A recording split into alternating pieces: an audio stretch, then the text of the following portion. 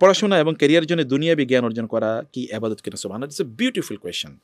ক্যারিয়ারের জন্যে অথবা দুনিয়ার কোনো মানে স্কিলের জন্য দুনিয়াবি কোনো জ্ঞান অর্জন করা যায় যাচ্ছে কিনা? দেখুন, ক্যারিয়ার ডেভেলপ করে ইসলাম হারাম ঘোষণা করে নাই, কোনো স্কিল অর্জন করে ইসলাম হারাম ঘোষণা করে নাই, কিন্তু আপনার এই ক্যারিয়ারটা কি? এই ক্যারিয়ারটা কি আপনার শরিয়া বিরোধী কোনো ক্যারিয়ার কিনা? যেমন মদ বানানো, জুয়া, এর ক্যাসিনো, এরকম অসংখ্য, এটা তো ক্যারিয়ার কেউ ডেভেলপ করছে। অথবা এর আগে যেটা বললাম যে কন্টেন্ট বানাচ্ছেন আপনি, হারাম কন্টেন্ট, সিনেমা বানাচ্ছে, এটা তো ক্যারিয়ার। যেমন কেউ ডিজনি চ্যানেলে তিনি বিশাল চাকরি পেয়েছেন এবং এটা অনেকে সেলিব্রেট করছেন, যে কারণে ওখানে বিশাল টাকা পয়সা তিনি ইনকাম করবেন। তো ডিজনি চ্যানেলে হলিউডে সিনেমা মানে তিনি চাকরি পেয়েছেন, তো তিনি হলিউডের বিশাল বড় ভিডিও এডিটর। এই ভিডিওতে তিনি কি এডিটিং করছেন? এখানে হারাম জিনিসও তো এডিটিং করছেন। অতএব যে স্কিলটা হারাম এরকম কোনো, অথবা যে ক্যারিয়ারটা হারাম, এটা আপনি পার্সু করতে পারবেন না। কিন্তু ক্যারিয়ারটা যদি হালাল হয়, কিন্তু এর মধ্যে আপনার উদ্দেশ্য হচ্ছে দুনিয়ায় হালাল ইনকাম করতে, হলে এটা ইবাদত।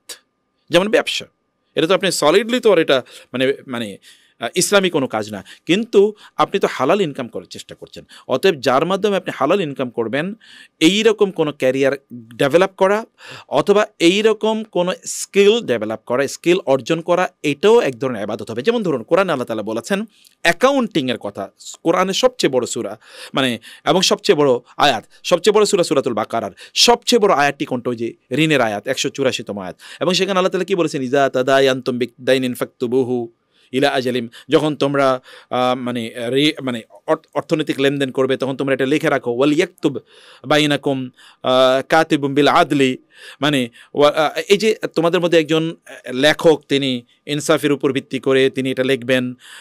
এবং ওয়াল ইউমলিলিল্লাযী আলাইহি আল হাক্কু, মানে যেই ব্যক্তির দায়, দেনার দায় যার, তিনি বলবেন যে তুমি এটা লেখো। এই যে কোরআন বলছে যে লেখার কথা, অ্যাকাউন্টিং মেনটেন করার কথা, কোরআন সবচেয়ে বড় আয়াতটি এবং সবচেয়ে বড় সূরার সবচেয়ে বড় আয়াতটি, সবচেয়ে ইম্পর্টেন্ট আয়াতটি অ্যাকাউন্টিং নিয়ে বলেছে। এখন আপনি কি বলবেন অ্যাকাউন্টিং এটা হারাম জিনিস? সূরাতুন নিসায় মিরাস, ল অফ ইনহেরিটেন্স, এখানে ম্যাথমেটিক্সের কথা বলেছে, আপনি কি বলবেন ম্যাথমেটিক্স হারাম? মানে কোরআন আল্লাহ তাআলা সায়েন্সের বহু জ্ঞানের কথা বলেছেন, তাহলে ওই সায়েন্সকে স্টাডি করা হারাম? এটা কি দুনিয়ার জ্ঞান? আসলে দুনিয়ার জ্ঞান এবং আখিরাতের জ্ঞানের মধ্যে একটা ডিমার্কেশন আমাদের লাগবে। ডিমার্কেশন হচ্ছে যে শরিয়ার জ্ঞান অর্জন করা প্রত্যেকের জন্য ফরজ, শরিয়ার জ্ঞান অর্জন করা প্রত্যেকের জন্য ফরজ, কিন্তু অন্য জ্ঞান অর্জন করা প্রত্যেকের জন্য ফরজ না। এটা হলো একদল লোকের জন্য ফরজ, অন্যরা যেমন মানে ধরেন ইয়ে পড়া, মানে মেডিকেল সায়েন্স পড়া, এখন এটা কি আমরা দুনিয়ার জ্ঞান বলবো না আখিরাতের জ্ঞান বলবো? এটা এটা এটা অবশ্যই আখিরাতের জ্ঞান। মানে আমরা যদি বলি, কিন্তু এটা শরিয়া ম্যান্ডেটের একমাত্র জ্ঞান না। শরিয়া ম্যান্ডেটের জ্ঞান ওই যে ওগুলো সব ফরজ, কিন্তু এই জ্ঞান দুনিয়ার জ্ঞান নাকি আখিরাতের জ্ঞান, এই বিশ্লেষণে আমরা গিয়ে এটা অবশ্যই আখিরাতের জ্ঞান, অথবা এটা অবশ্যই দুনিয়ার জ্ঞান, অথবা এটা দুনিয়া এবং আখিরাতের মিশ্রণ। আপনি তো জানেন যে ডাক্তারি এই কাজটা তো কত বড় ইবাদত। মানে আমরা অসুস্থ হয়ে গেলে তারা আমাদের জন্য যদি চিকিৎসা করে, তাহলে 70,000 ফেরেশতা তার জন্য দোয়া করবে। আমাদের এরকম অনেক ভিডিও আছে, আপনারা জানেন যে মেডিকেল এথিক্সগুলো কি।